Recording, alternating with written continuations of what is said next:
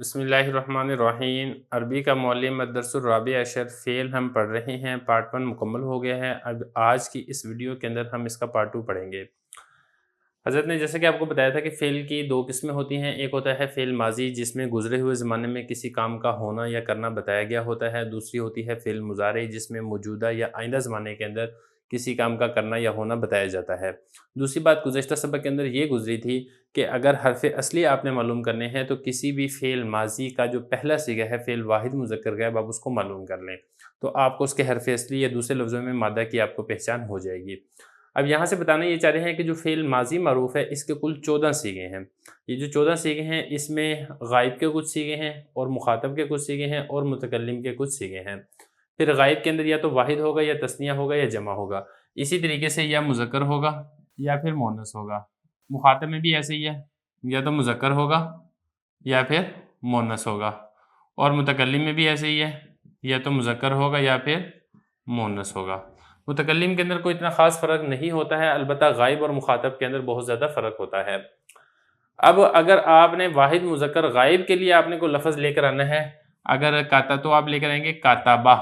کاتبہ یعنی اس ایک شخص نے کتابت لکھنے والا کام کیا ہے گزرے ہوئے زمانے میں، تو کاتبہ کا ترجمہ ہوگا کاتبہ لکھا اس ایک مرد نے جو موجود نہیں ہے بلکہ وہ غائب ہے۔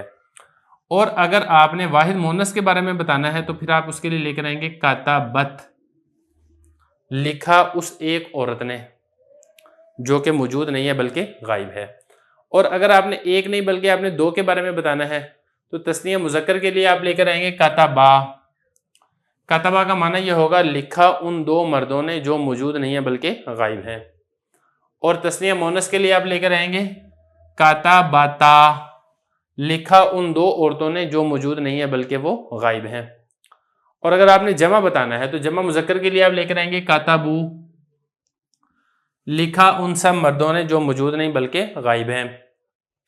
اور جمع مؤنث کے لیے آپ لے کر آئیں گے کتبنا، لکھا ان سب عورتوں نے جو موجود نہیں ہیں بلکہ وہ غائب ہیں۔ یہ تو ہو گیا غائب۔ تو خلاصہ یہ ہے کہ جو غائب ہے، غائب کے کل 6 صیغے ہوں گے، 3 صیغے ہوں گے واحد تثنیہ جمع مذکر کے اور 3 صیغے ہوں گے واحد تثنیہ جمع مؤنث کے۔ اسی طرح جو مخاطب ہے، مخاطب کے بھی کل ایسے ہی 6 صیغے ہوں گے۔ اگر واحد مذکر مخاطب ہے تو آپ اس کے لیے استعمال کریں گے کتبتا ایسے، اور واحد مؤنث مخاطب کے لیے آپ استعمال کریں گے کتبتی۔ لکھا، کتبتا کا مطلب لکھا تو ایک مرد نے یعنی وہ مرد جو موجود ہے، اور کتبتی لکھا تو ایک عورت نے وہ عورت جو موجود اور حاضر اور مخاطب ہے۔ اور اگر آپ تثنیہ مذکر کے لیے استعمال کریں گے تو پھر آپ لے کر آئیں گے کتبتما۔ بالکل یہی والا لفظ تثنیہ مؤنث کے لیے بھی استعمال ہوگا کتبتما۔ یعنی اگر آپ یہ بتانا چاہتے ہیں کہ دو مذکر مردوں نے لکھا ہے جو کہ مخاطب ہیں موجود ہیں تو کتبتما لے کر آئیں گے۔ اسی طرح دو مؤنث عورتوں کے بارے میں اگر آپ بتانا چاہتے ہیں کہ انہوں نے لکھا ہے تو تب بھی آپ کتبتما ہی استعمال کریں گے مخاطب کے لیے، لیکن جمع میں فرق ہو جائے گا۔ اگر جمع مذکر مخاطب ہے تو اس کے لیے آئے گا کتبتم، اور اگر جمع مؤنث مخاطب ہے تو اس کے لیے آئے گا کتبتن، اس طریقے سے۔ اب آگے آ جائے اس میں متکلم ہے۔ متکلم میں کوئی خاص فرق نہیں ہے۔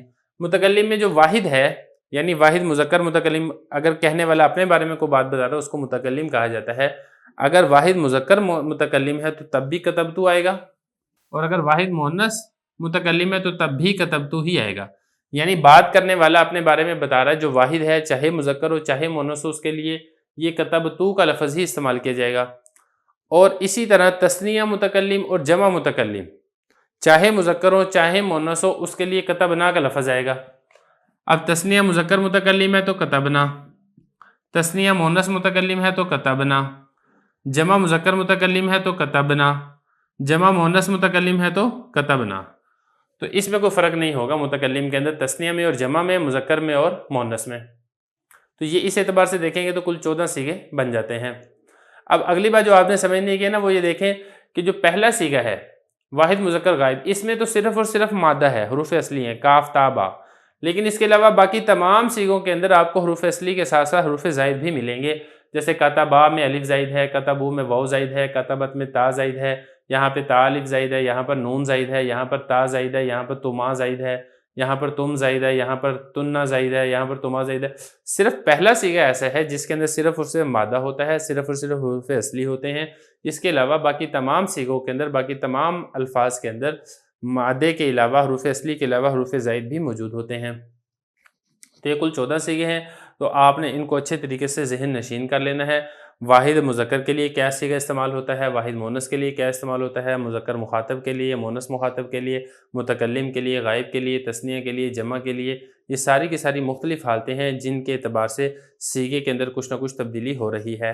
حضرت فرما رہے ہیں کہ کل سیغے تو 18 ہیں، لیکن گدان میں صرف 14 سیغے پڑھے جاتے ہیں، کیونکہ اتنے ہی سیغوں میں سب کے معنی نکل آتے ہیں. پھر ایک ہی لفظ کو بار بار دہرانے کی ضرورت نہیں. دیکھیں پہلی بات تو یہ سمجھیں کہ کل سیغے 18 کس طریقے سے ہیں.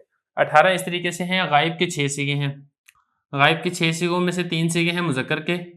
پہلا ہے واحد مذکر، دوسرا ہے تثنیہ مذکر، اور تیسرا ہے جمع مذکر.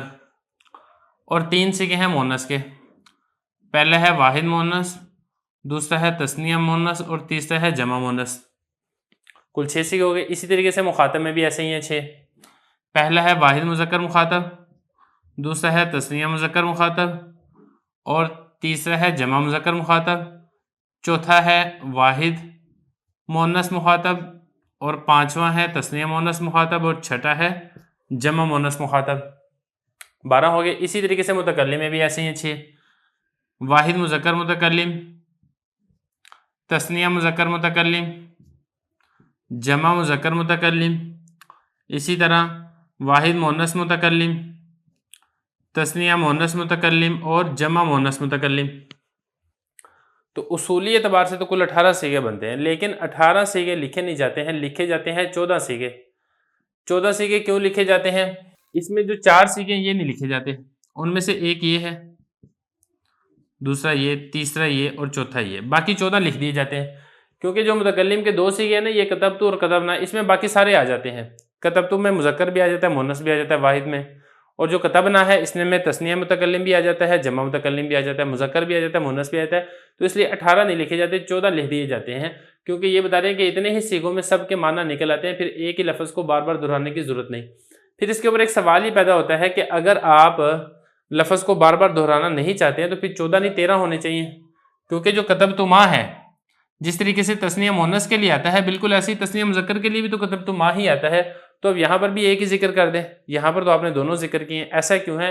تو حضرت فرما رہے ہیں کہ دیکھیں 14 سیغوں میں سے ایک لفظ کتبتو ما 2 دفعہ آ جاتا ہے، یعنی تثنیہ مذکر کے لیے بھی، تثنیہ مذکر مخاطب کے لیے، اور تثنیہ مونس مخاطب کے لیے. ضرورت تو اس کی بھی نہیں ہے، لیکن خاص مصلحت سے اس کے دہرانے کا رواج پڑ گیا. بس ایک رواج پڑ گیا ہے، ایک چیز مروجہ اس طریقے سے چلی آ رہی ہے جس کی وجہ سے اس کو ذکر کر دیا جاتا ہے، وگرنہ اصولی اعتبار سے یہاں پر اس کو بھی 2 مرتبہ ذکر کرنے کی ضرورت نہیں ہے. تو یہ بتا رہے ہیں کہ جہاں پر ایسا نشان ہے، یعنی یہ والے سیغے پڑھے نہیں جاتے. اس کے بعد آگے حضرت نے فرمایا کہ فعل کے ہر سیغے میں فاعل کی ضمیر ہوتی ہے. ان ضمیر کو ضمائر مرفوع متصلہ کہتے ہیں. دیکھیں فعل تو ہے، کام کو کہا جاتا ہے، لیکن سیغے کے اندر جو تبدیلی آتی ہے وہ فاعل کے اعتبار سے آتی ہے. اب اگر کام دیکھا جائے نا، کام ساروں کے اندر ہے، لکھنا ہے نا، لکھنا کتبہ میں بھی ہے، کتبا میں بھی ہے، کتبو میں بھی ہے، کتبت، کتبتا، کتبنا، ساروں کے اندر لکھنے کا معنی ہے. لیکن فاعل کے اعتبار سے اس کے اندر تھوڑی سی تبدیلی آ رہی ہے. ان سب کے ساتھ ساتھ ضمیر لگ رہی ہے فاعل کی، جس کو ہم انگلش میں کہتے ہیں پروناؤن، وہ یہاں پر استعمال ہو رہا ہے. جیسے کتبا ہے، اس میں الف ضمیر مرفوع متصل ہے، جو فاعل کی کنڈیشن اور حالت بتا رہی ہے کہ لکھنے والے 2 آدمی ہیں، مذکر ہیں، موجود نہیں ہیں، غائب ہیں. اسی طریقے سے کتبو میں واو ضمیر ہے، جو لکھنے والے یعنی فاعل کی حالت اور کنڈیشن بتا رہی ہے کہ لکھنے والے جمع مذکر ہیں اور جو غائب ہیں، موجود نہیں ہیں. اسی طریقے سے کتبت میں تا ہے، اور کتبتا میں تا الف ہے، کتبنا میں نون ہے، کتبتا میں تا ہے، کتبتما میں تما ہے، کتبتم میں تم ہے، کتبتی میں تی ہے، کتبتما میں تما ہے، کتبتنا میں تننا ہے، کتبتم میں تو ہے، کتبنا میں نا ہے، یہاں پہ نا ہے. تو یہ جو ساتھ ساتھ آپ کو لکھا ہوا نظر آ رہا ہے، یہ فاعل کی ضمیر ہے. فعل تو صرف یہ ہے، کاف، تا اور با. اس کے علاوہ جو سارے سیغوں کے اندر تبدیلی آ رہی ہے، جو حرف زائد استعمال ہو رہے ہیں، وہ فاعل کی حالت اور کنڈیشن کے اعتبار سے استعمال ہو رہے ہیں. تو اس کا آپ نے خیال رکھنا ہے. اس کو کہا جاتا ہے ضمائر مرفوع متصل. ضمائر جمع ہے ضمیر کی، مرفوع یہ رفع کی ضمیر ہوتی ہے، اور متصلہ کا مطلب ہوتا ہے کہ یہ فعل کے ساتھ مل کر آتی ہے.